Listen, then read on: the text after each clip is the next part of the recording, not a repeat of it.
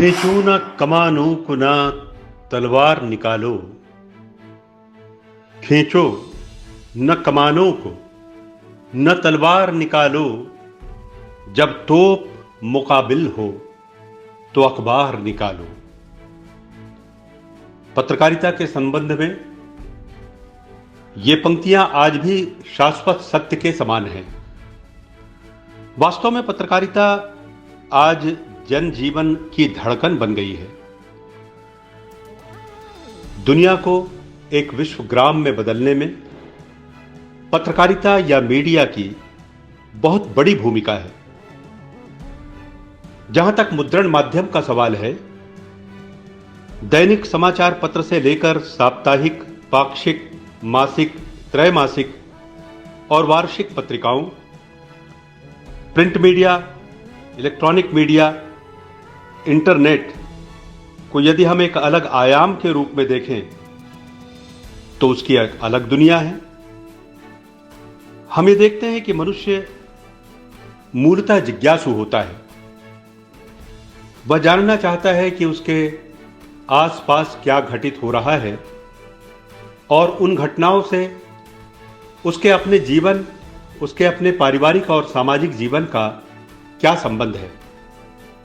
ज्ञात या अज्ञात रूप में वह घटनाक्रम से जुड़े रहना चाहता है। पत्रकारिता मनुष्य की इस जिज्ञासा की शांति का एक बहुत बड़ा माध्यम रही है और रहेगी। आज हम पत्रकारिता के उदय और विशेष रूप से भारत में उसके आरंभ पर कुछ चर्चा करने जा रहे हैं। प्रकारांतर से यह विमर्श, यह चर्चा उन विद्यार्थियों के लिए भी उपयोगी है जो सेमेस्टर पद्धति के अतिरिक्त भी स्वाध्यायी परीक्षार्थी के रूप में या अन्य प्रतियोगी परीक्षाओं में सम्मिलित हो रहे हैं। बहरहाल हम देखते हैं विश्व पत्रकारिता का सीधा संबंध यूरोप में हुए नवजागरण और औद्योगिक क्रांति से है। यूरोप को नवजागरण प्रदान करने वाले तत्व पूर्वी रोमन साम्राज्य के पतन के बाद कॉन्स्टेंटाइन से पलायन करके रोम में आए उन रोमन विद्वानों की ज्ञान चेतना में था जिसे वह यूनानी साहित्य के रूप में अपने साथ इटली लेकर आए थे। हम आपको बता दें कि एलिजाबेथ आइंस्टीन ने कहा है, 15वीं शताब्दी में हुए इटालियन पुनर्जागरण से पूर्व भी यूरोप में पुनर्जागरण के अनेक दौर आए थे, लेकिन मुद्रण संस्कृति के माध्यम से जो उपलब्धियां इटालियन रिनेसां ने प्राप्त की, पुनर्जागरण ने प्राप्त किया, वह पहले पुनरुत्थान को नहीं मिली थी। हम देखते हैं कि आधुनिक मुद्रण कला का आविष्कार गुटेनबर्ग द्वारा माना जाता है। सन 1452 ईस्वी में उसने बाइबल प्रकाशित की और छोटे छोटे परिपत्रों के रूप में पोप की आज्ञा प्रकाशित करने के लिए प्रिंटिंग प्रेस की नींव जर्मनी के मेंज नगर में डाली। एडविन हमरी ने द प्रेस एंड अमेरिका में लिखा है, आधुनिक प्रेस राष्ट्रों में विकास की लंबी प्रक्रिया की देन है। पत्रकारिता के आदि रूप के विषय में भी अनेक विद्वानों ने विभिन्न स्तरों पर अलग अलग ढंग से चर्चा की है। हम बता दें पुनः आपको कि पुरातन समाचार पत्रों में एक पृष्ठीय पत्र news out of Kent England से प्रकाशित हुआ था। ओम्सबर्ग से प्रकाशित एविस रिलेशन उडेर जीतूंग की पूरी फाइल प्राप्त हुई। इसके अतिरिक्त रिलेशन, कोरान की प्रतियां भी उपलब्ध हैं। वस्तुतः ज्ञान की भूख या पिपासा और उसका प्रकाशन मनुष्य के स्वभाव का अभिन्न अंग है। व्यक्ति के मन में जो कुछ है उसे वह प्रकाश में लाना चाहता है, और जो कुछ प्रकाशित हो सकता है उसे वह आत्मसात करना चाहता है। यही दो ऐसे मूल्य और आधार हैं जो पत्रकारिता या अखबार नवीसी का पथ प्रशस्त करते रहे हैं। एडविन एमरी ने पत्रकारिता को इस प्रकार परिभाषित किया है: पत्रकारिता अल्प या एक निश्चित कालावधि में समाचारों, भावों एवं विचारों को अभिधारक कथन और सृजनात्मक विधाओं के माध्यम से व्यापक स्तर पर बृहत्तम संप्रेषण की एक कला है।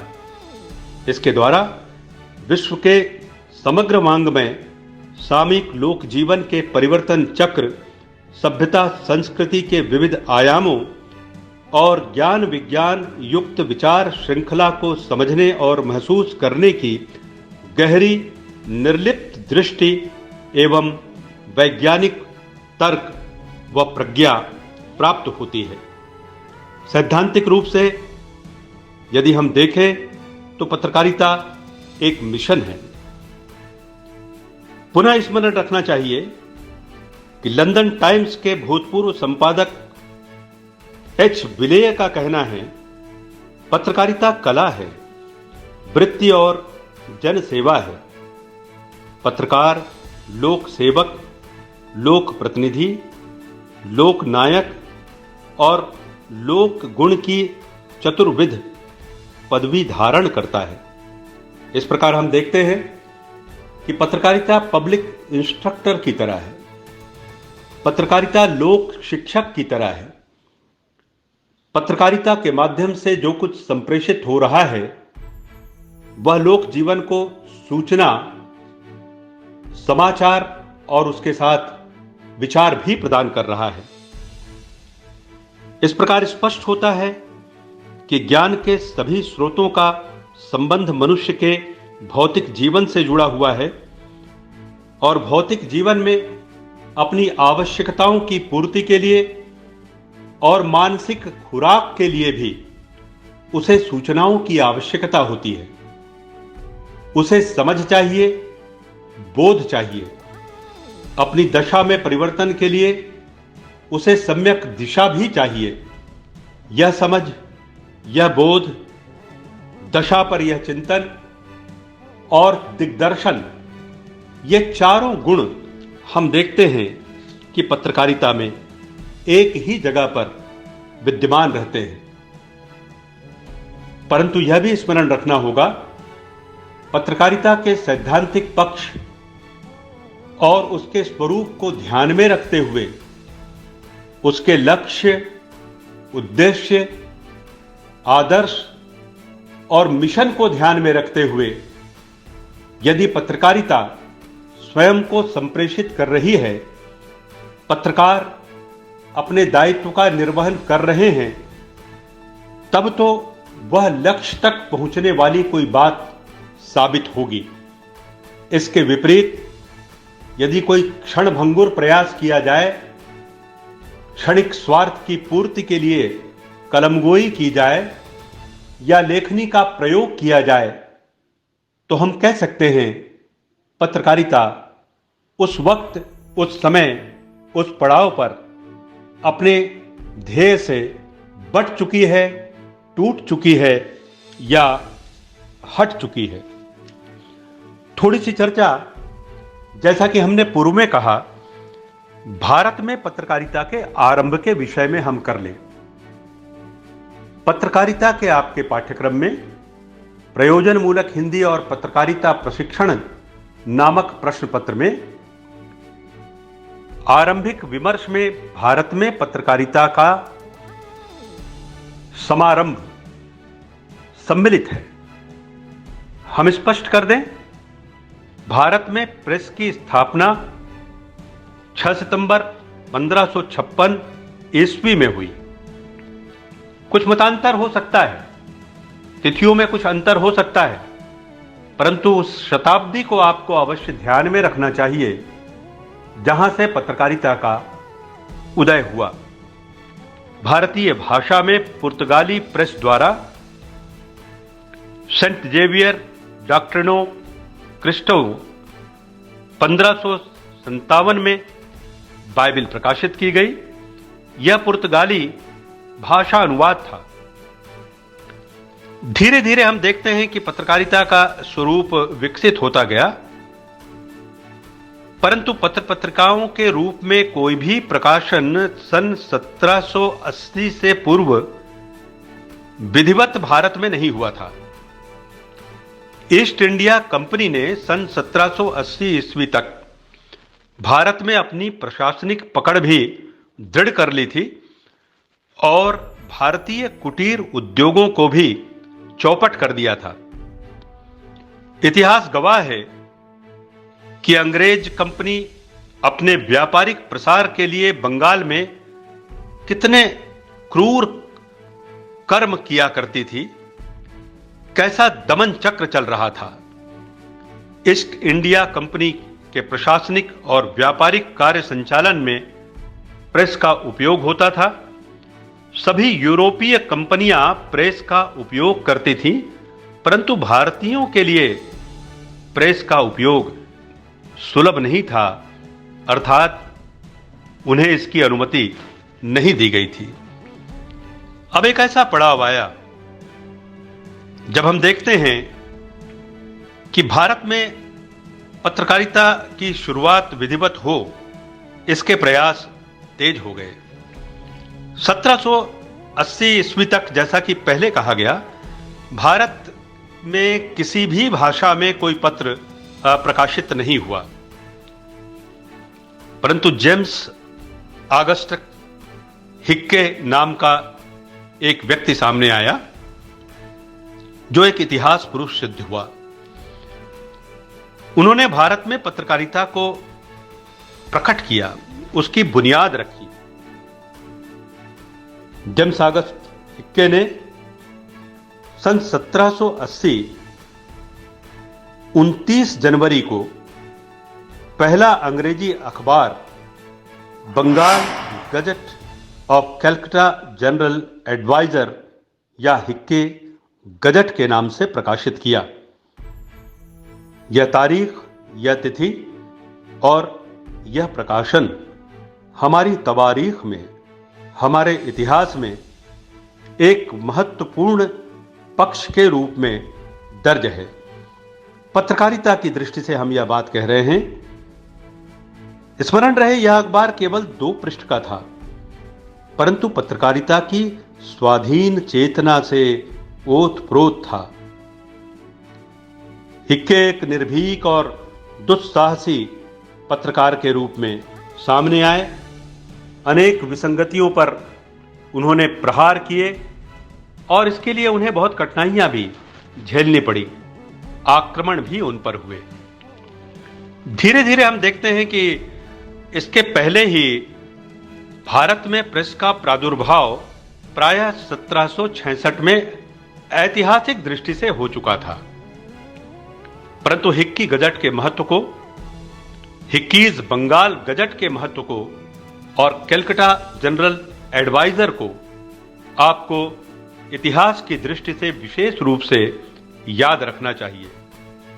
इंडिया गजट नाम का दूसरा पत्र नवंबर सन 1780 में कलकत्ते से ही निकला। तीसरा पत्र कैलकाटा गजट फरवरी 1784 में, चौथा बंगाल जनरल फरवरी सन 1785 में निकला। यह भी याद रहे, इसी वर्ष ओरिएंटल मैगजीन और कैलकाटा एम्यूजमेंट नामक मासिक पत्र भी निकले। इस प्रकार 6 वर्षों में कलकत्ते से ही 6 पत्र प्रकाशित हुए। यह अपने आप में एक ऐतिहासिक पक्ष है, मील के पत्थर के समान है। हम देखते हैं कि 12 अक्टूबर सन 1725 और उसके बाद आगे बढ़ती हुई जो यात्रा चली वो कैलकाटा के माध्यम से कलकत्ता के माध्यम से, जिसे अब कोलकाता कहा जाता है, शिखर तक पहुंचने लगी। इंडिया हेराल्ड नामक पत्र 2 अप्रैल 1795 को हम्फ्रीज ने निकाला।